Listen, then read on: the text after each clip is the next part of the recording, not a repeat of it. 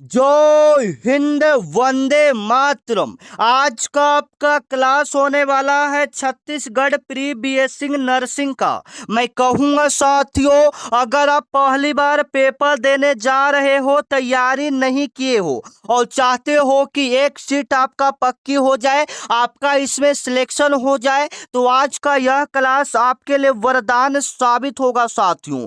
आपके परीक्षा में हुबहू आने के लिए ऐसा सवाल तैयार किए हैं जो कि सीधे आपके एग्जाम में यही सवाल आपको देखने को मिलेगा।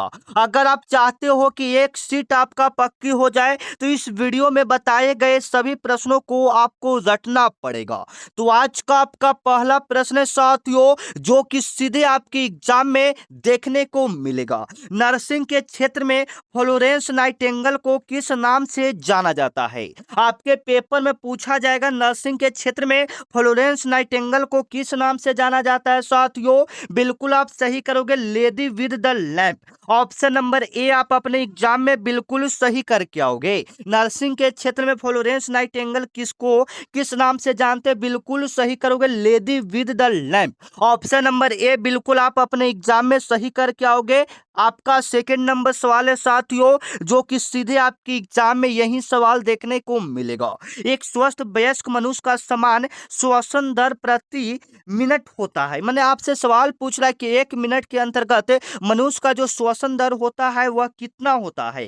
बिल्कुल आप सही करोगे साथियों। बिल्कुल आपके पेपर में यह सवाल बनेगा 12 से 20 बार। श्वसन दर कितना होता है? 12 से 20 बार। ऑप्शन के हिसाब से 12 से 20 बार। Option number B. Option number B आप क्या करोगे? बिल्कुल सही करोगे, जो कि सीधे आपके पेपर में यह सवाल हुबहू छपेगा। ठीक है, चलो आपका आने वाला अगला सवाल है साथियों, बिल्कुल अच्छे से कवर करोगे। ये सवाल एकदम सिलेक्टेड प्रश्न, हुबहू यही सवाल आपको देखने को मिलेगा। अस्पताल में जैव चिकित्सक अपशिष्ट के तहत मानव अंगों को किस रंग के बैग में डाला जाता है? मतलब जो मानव के जो भी ऑर्गन होते हैं, जो पार्ट पुर्जा होते हैं, खराब हो जाते हैं, उसको काट कर अलग किया जाता है, जैसे मस्सा इसके अंतर्गत आता है। ये किस कलर के बैग में डाला जाता है? बिल्कुल आप सही करोगे साथियों। जब भी मानव ऑर्गन को डालना रहता है, आप याद रखना, ये पीला बैगों में डाला जाता है। Option number B. Option number B आप क्या करके आओगे? बिल्कुल अपने एग्जाम में सही करके आओगे। कचरा को किस में डालते हैं? प्लास्टिक कचरा को हम लोग लाल बैग में डालते हैं। ठीक है ना, ऐसे तो ये पूछेगा नहीं, सिर्फ पूछेगा मानव अंगों को किस रंग के बैग में डाला जाता है? पीला रंग के बैगों में डाला जाता है। ठीक है ना, फिर भी आपको जानकारी के लिए बता दें, यहाँ पर आपसे पूछेगा प्लास्टिक कचरा, अस्पताल में प्लास्टिक कचरा कौन सा कलर के बैग में डाला जाता है? आप याद रखोगे, लाल कलर के बैग में। ठीक है, चलो आपका आने वाला अगला सवाल है साथियों, जो कि सीधे आपके पेपर में यह सवाल हुबहू देखने को मिलेगा। निम्नलिखित में से कौन सा एक संक्रामक रोग है जो हवा के माध्यम से फैलता है? आपको बताना है। ठीक है, आपके पेपर में यह सवाल हुबहू देखने को मिलेगा साथियों। निम्नलिखित में कौन सा एक संक्रामक रोग है जो हवा के द्वारा फैलता है? मलेरिया जो है हवा के द्वारा नहीं फैलेगा, जीवाणु विषाणु ये सब के कारण फैलेगा। हैजा भी आपका हवा के द्वारा नहीं फैलता है। टिटेनस भी आपके हवा के द्वारा नहीं फैलता। आपका एक ही ऑप्शन बचा, तपेदिक। ऑप्शन नंबर बी आप क्या करके आओगे? बिल्कुल सही करके आओगे अपने एग्जाम में। यह ऐसा रोग है जो हवा के माध्यम से फैलता है, तपेदिक। ठीक है, और आप लोग एक बार अपना एग्जाम सेंटर बताओगे, आपका एग्जाम सेंटर कहाँ गया है, ताकि जो भी बच्चों का आपका वहां पर मिले, आप दोनों बात कर सकते हो। ठीक है ना, क्योंकि पता चला है कि 33 जिलों में आपका सेंटर गया है। ठीक है, तो आपका कहाँ पड़ा है साथियों? कमेंट करके बताओगे कौन सा जगह। आपका आने वाला अगला सवाल है साथियों, पल्स ऑक्सीमीटर का उपयोग शरीर में मुख्य रूप से क्या मापने के लिए किया जाता है? आपके पेपर में सवाल बनेगा, पल्स ऑक्सीमीटर का उपयोग मुख्य रूप से शरीर के किस अंग को मापने के लिए किया जाता है? बिल्कुल सही करोगे, ऑक्सीजन संतृप्ति। Option number C. Option number C आप क्या करोगे? बिल्कुल सही करोगे, ऑक्सीजन संतृप्ति मापने के लिए किया जाता है। बिल्कुल राइट आंसर होगा।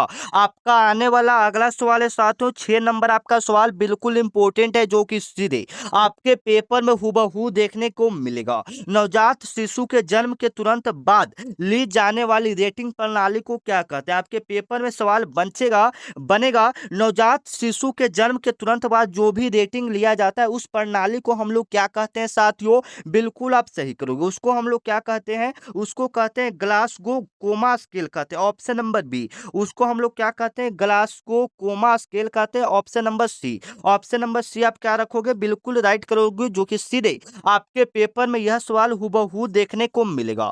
आप सभी जो बच्चा चैनल को सब्सक्राइब नहीं किया है, चैनल को आप लोग सब्सक्राइब कर लोगे, ठीक है। सभी बच्चे से रिक्वेस्ट है, जो जो वीडियो देख रहे हैं चैनल को आप अभी सब्सक्राइब कर लो, क्योंकि सुबह आपका ऐसा पेपर दूंगा जहां से 100 में 100 पेपर टकराएगा। यहां से तो 50% टकराएगा, लेकिन आने वाले सुबह क्लास में 100 में 100 टकराएगा, ठीक है। चैनल को सब्सक्राइब करोगे। चलो, 7 नंबर आपका सवाल है, विश्व स्वास्थ्य दिवस हर साल किस तारीख को मनाया जाता है? बिल्कुल आप सही करोगे, विश्व स्वास्थ्य दिवस हर साल किस तारीख को मनाया जाता है? आपके पेपर में यह सवाल हूबहू देखने को मिलेगा। आप बिल्कुल सही करोगे साथियों, 7 अप्रैल। 7 अप्रैल को आपका हर साल क्या मनाया जाता है? विश्व स्वास्थ्य दिवस मनाया जाता है, आप याद रखना, ठीक है। आपके पेपर में यह सवाल हूबहू देखने को मिलेगा। आपका आने वाला अगला सवाल है, मानव शरीर का समान तापमान कितना होता है? मानव शरीर का समान तापमान कितना होता है साथियों? बिल्कुल आप सही करोगे, बिल्कुल आप सही करोगे, 98.6 डिग्री फ़ारेनहाइट होता है। मानव शरीर का समान तापमान कितना होता है? 98.6 डिग्री फ़ारेनहाइट होता है, ठीक है ना। अगर सेल्सियस में पूछेगा तो 37 डिग्री सेल्सियस आप याद रखोगे। आपके पेपर में यह सवाल हूबहू देखने को मिलेगा। आपका आने वाला अगला सवाल है साथियों, किस मरीज को दवा देने से पहले राइट टू मेडिसन मेडिसन के तहत कितने मुख्य नियम हैं? आपको बताना है किसी मरीज को दवा देने से पहले कितने तरह के नियम अपनाए जाते हैं, ठीक है। आप बिल्कुल सही करोगे, 5 तरह के नियम अपनाए जाते हैं, मुख्य नियम है, ठीक है। किसी व्यक्ति को दवा देने से पहले कितने नियम है साथियों? 5 नियम है, आप याद रखोगे। आपका आने वाला अगला सवाल है साथियों, 10 नंबर के सवालों को देखोगे, रक्तचाप यानी ब्लड प्रेशर को मापने के लिए किस यंत्र का प्रयोग किया जाता है? आपके पेपर में ये नर्सिंग से सारे संबंधित 20 प्रश्न पूछेंगे, ठीक है ना। रक्तचाप मापने वाले उपकरण को तकनीकी रूप से क्या कहा जाता है? ब्लड प्रेशर को मापने के लिए किस यंत्र का प्रयोग करेंगे हम लोग? बिल्कुल सही करोगे। आपके पेपर में यह सवाल बनेगा, sphygmomanometer, option number B. Option number आपका क्या हो जाएगा साथियों? ऑप्शन नंबर बी आपका बिल्कुल सही होगा। रक्तचाप को मापने के लिए किस यंत्र का प्रयोग करते हैं? स्फिग्नोमैनोमीटर का प्रयोग करते हैं।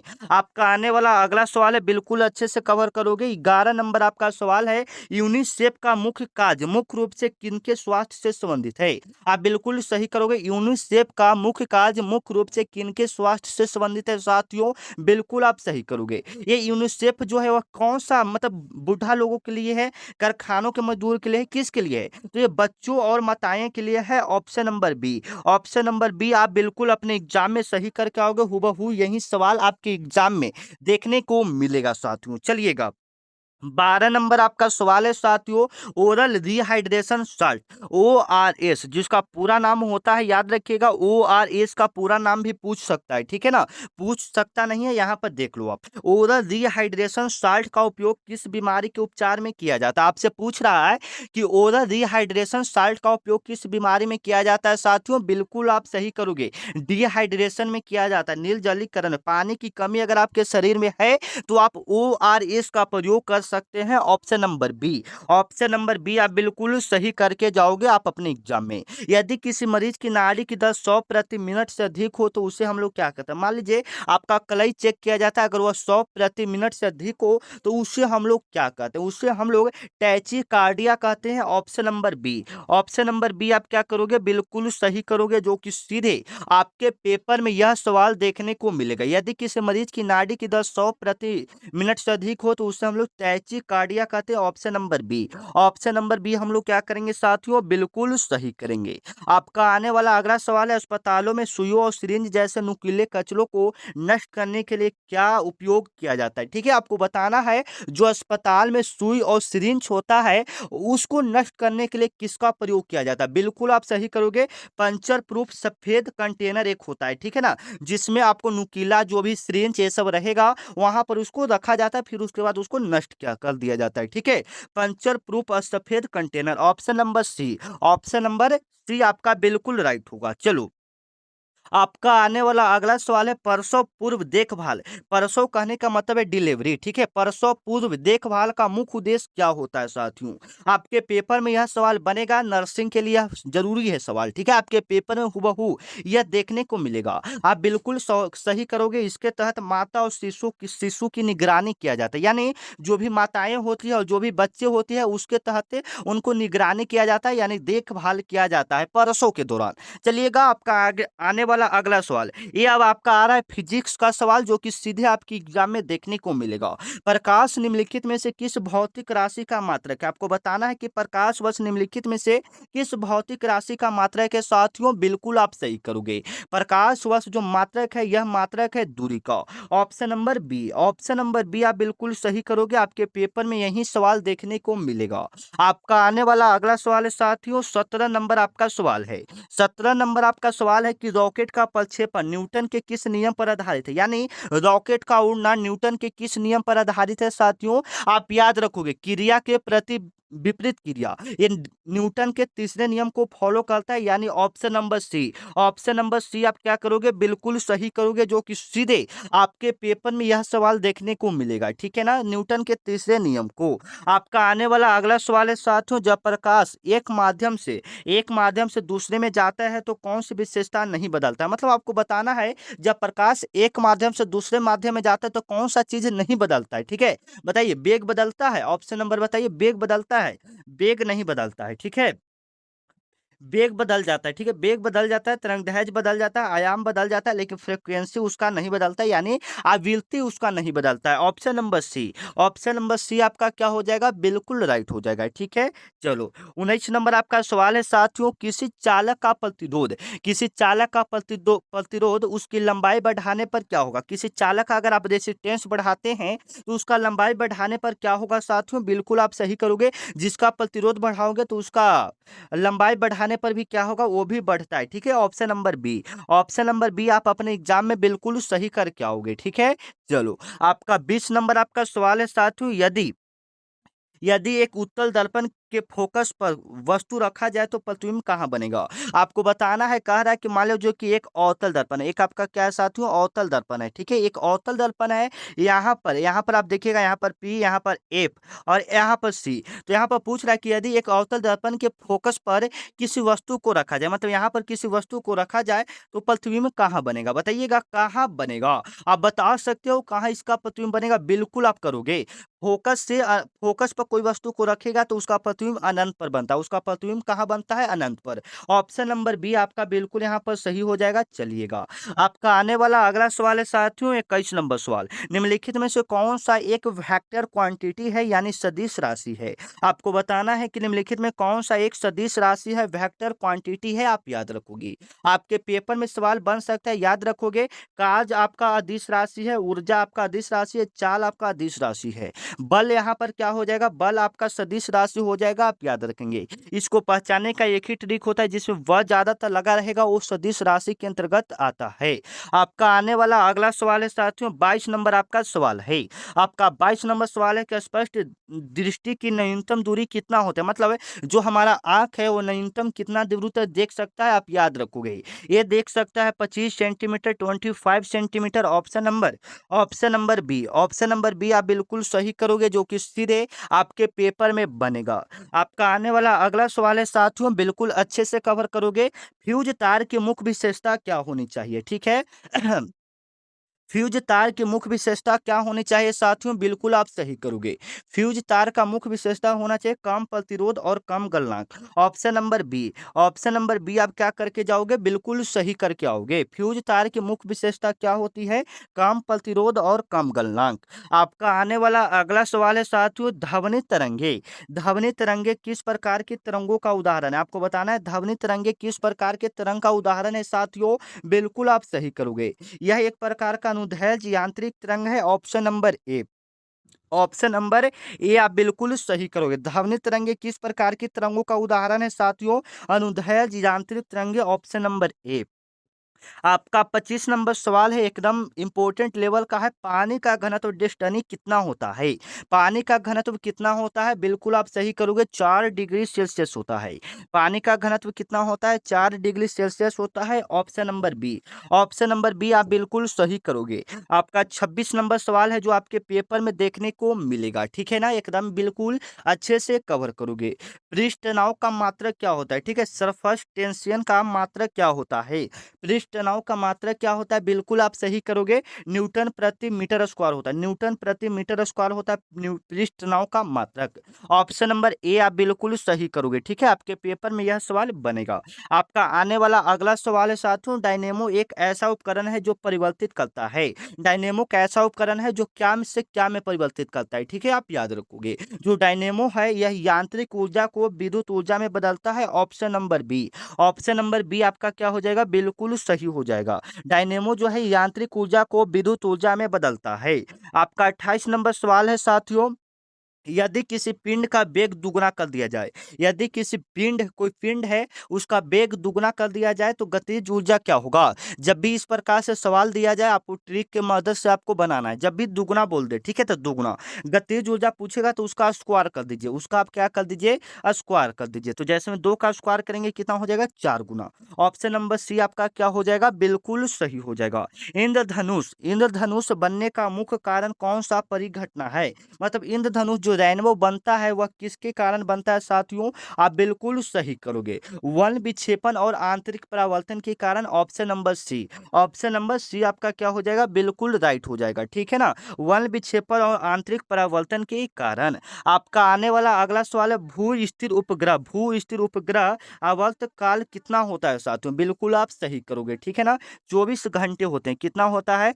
24 घंटे होते हैं, बिल्कुल याद रखोगे। 24 घंटे होते हैं भू स्थिर उपग्रह का आवर्तकाल।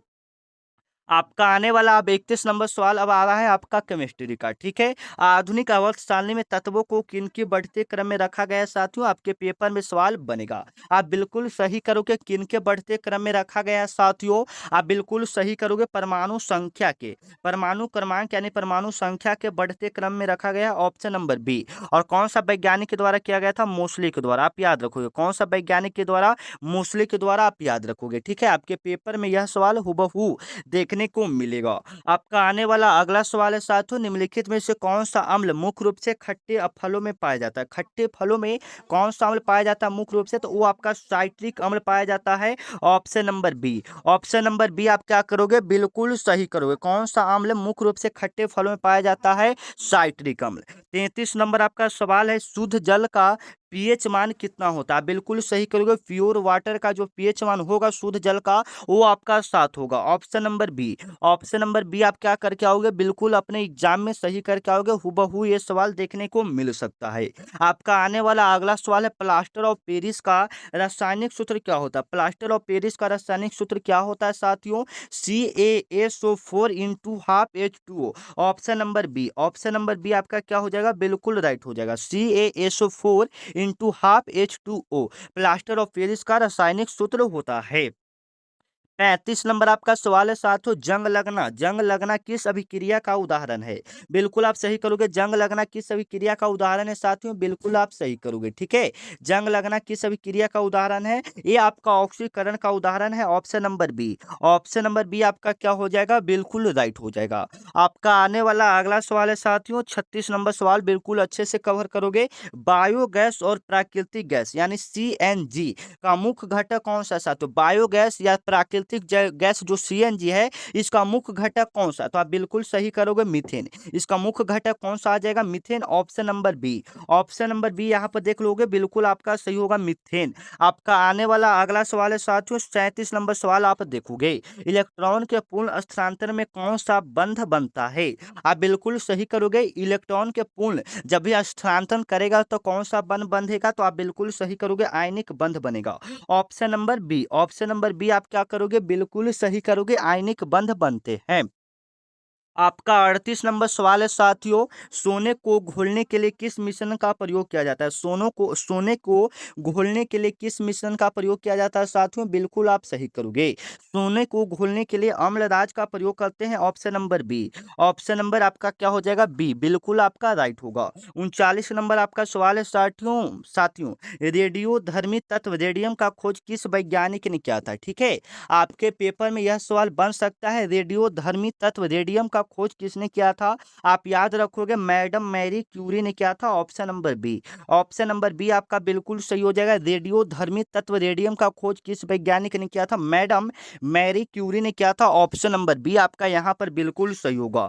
40 नंबर आपका सवाल है साथियों, सिरके में कौन सा अम्ल मौजूद होता है? बिल्कुल सही करोगे। सिरका में कौन सा अम्ल मौजूद होता है साथियों? बिल्कुल आप सही करोगे। सिरका में जो मौजूद होता है वो आपका मौजूद होता है एस्टिक अम्ल, option number B. Option number B आप क्या करके आओगे? बिल्कुल सही करके आओगे, ठीक है।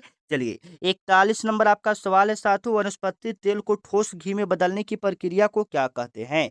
आपके पेपर में यह सवाल बन सकता है कि वनस्पति तेल को ठोस घी में बदलने की प्रक्रिया को हाइड्रोजनीकरण कहते हैं, option number B. Option number B. चलिएगा, 42 नंबर आपका सवाल है साथियों, कोशिका का ऊर्जा गृह पावर हाउस किसे कहा जाता है? तो माइटोकॉन्ड्रिया को कहते हैं, ऑप्शन नंबर सी। आत्महत्या का थैली लाइसोसोम को कहते हैं, याद रखिएगा। आपका आने वाला अगला सवाल है, मानव शरीर की सबसे बड़ी ग्रंथि कौन सा है साथियों? बिल्कुल आप सही करोगे, ठीक है। मानव शरीर की सबसे बड़ी ग्रंथि आपका यकृत होता है। क्या होता है? यकृत, जिसको हम लोग लीवर भी बोलते हैं, जिसको हम लोग क्या बोलते हैं साथियों? लीवर बोलते हैं। आपका आने वाला अगला सवाल है, इंसुलिन हार्मोन का स्राव मानव शरीर के किस अंग द्वारा होता है? बिल्कुल आप सही करोगे, ठीक है। ये आपका होता है अग्नाशय के द्वारा, पैनक्रियाज के द्वारा, option number B. Option number B आप बिल्कुल याद रखोगे, ठीक है। चलो, 45 नंबर सवाल है कि रक्त का लाल रंग निम्नलिखित में से किसकी उपस्थिति के कारण होता है? बिल्कुल आप सही करोगे। रक्त का लाल रंग किसकी उपस्थिति के कारण होता है? तो हीमोग्लोबिन के कारण। किसकी उपस्थिति के कारण होता है? हीमोग्लोबिन के कारण, आप याद रखोगे। ऑप्शन नंबर ए आपका क्या हो जाएगा साथियों? बिल्कुल राइट होगा, ठीक है। चलो, अनुवांशिका का जनक, फादर ऑफ जेनेटिक्स किन्हें कहा जाता है? बिल्कुल सही करोगे। अनुवांशिका का जनक किन्हें कहा जाता है? गेंगल जॉन मेंडल को, ऑप्शन नंबर बी, ठीक है। चलो, 47 नंबर आपका सवाल है कि मानव हृदय में कुल कितने चैम्बर्स होते हैं? यानी कुल कितने कक्ष होते हैं मानव हृदय में? आप याद रखोगे। टोटल 4 कक्ष मानव हृदय में होते हैं, आप याद रखना। आपका 48 नंबर सवाल है साथियों, निम्नलिखित में से कौन सा विटामिन जल में घुलनशील होता है? ठीक है, जल में घुलनशील कौन सा विटामिन होता है? बिल्कुल आप सही करोगे, विटामिन सी। विटामिन सी आप याद रखोगे, विटामिन सी। पौधों में जल और खनिजों का परिवहन कौन सा ऊतक जिम्मेदार होता है? कौन सा ऊतक जिम्मेदार होता है साथियों? बिल्कुल आप सही करोगे। आपके पेपर में यह सवाल हुबहू देखने को मिल सकता है, ठीक है, आप याद रखना। इसमें जाइलम, जो जल का परिवहन करेगा जाइलम के द्वारा। आपका आने वाला अगला सवाल है साथियों, मानव शरीर में गुणसूत्र की कुल संख्या कितना होता है? बिल्कुल आप सही करोगे। गुणसूत्र की टोटल संख्या 23 जोड़ा होता है। 23 जोड़ा कहने का मतलब है टोटल 46 को। कितना? 46 को। ऑप्शन नंबर बी देखिएगा, बिल्कुल आपका सही हो जाएगा, ठीक है। चलिए, मिलते हैं नेक्स्ट वीडियो में, तब तक के लिए जय हिंद, वंदे मातरम।